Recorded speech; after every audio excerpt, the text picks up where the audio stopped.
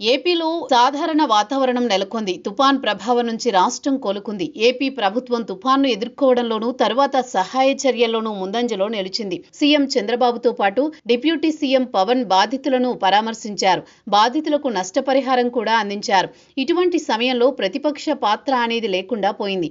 YCP శ్రేణులు అక్కడక్కడ సహాయక చర్యల్లో పాల్గొన్నా ఆశించిన స్థాయిలో ఆ పార్టీ పాత్ర లేదు. దీనిపై ముప్పేట విమర్శలు వచ్చాయి. దీంతో జగన్ దిద్దుబాటు చర్యలకు దిగారు. ఈ నెల 4న బాధితులను పరామర్శించనున్నారు. మొంతా తుపాను నేపథ్యంలో ఏపీకి అపార నష్టం జరుగుతుందని భావించారు. గత అనుభవాల దృష్ట్యా తుపాన్ విధ్వంసం కొనసాగుతుందని అంచనా వేశారు. కానీ ప్రభుత్వం ముందుగానే మేల్కొంది. భారత వాతావరణ కేంద్రం హెచ్చరికల నేపథ్యంలో ఆగ్నేయ బంగాళాఖాతంలో ఆవర్తనం ఏర్పడిన నాటి నుంచి అప్రమత్తం అయ్యింది. రాష్ట్ర ప్రజలను అప్రమత్తం చేసింది.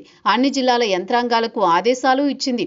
అత్యవసర సేవల కోసం కంట్రోల్ రూమ్లు ఏర్పాటు చేయడంతో పాటు సహాయక చర్యల కోసం ఏకంగా జిల్లాకు ₹1 కోటి కేటాయించింది. CM Chandrababu, deputy CM Pawan, మంత్రి నారా లోకేష్ పూర్తిస్థాయి సమయాన్ని తుపాను విపత్తు ఎదుర్కోవడం, సహాయక చర్యల కోసం కేటాయించారు.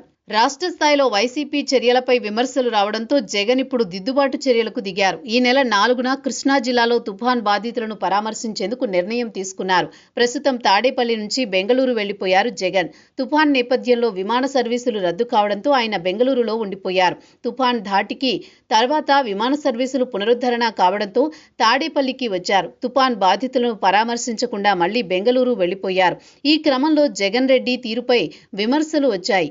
అటు అనుకూల మీడియాతో పాటు సోషల్ మీడియాలో కొత్త ప్రచారం మొదలైంది. తుఫాన్ను అడ్డుకున్నది జగన్ రెడ్డి అంటూ ప్రచారం చేస్తున్నారు. అయితే ఇన్ని రోజులు లేనిది తుఫాన్ దాటిన తర్వాత ప్రచారం ఏంటంటూ అధికార పక్షం నుంచి ఎదురైన ప్రశ్న. సోషల్ మీడియాలో సైతం ఈ చర్యలపై విమర్శలు వ్యక్తమవుతున్నాయి.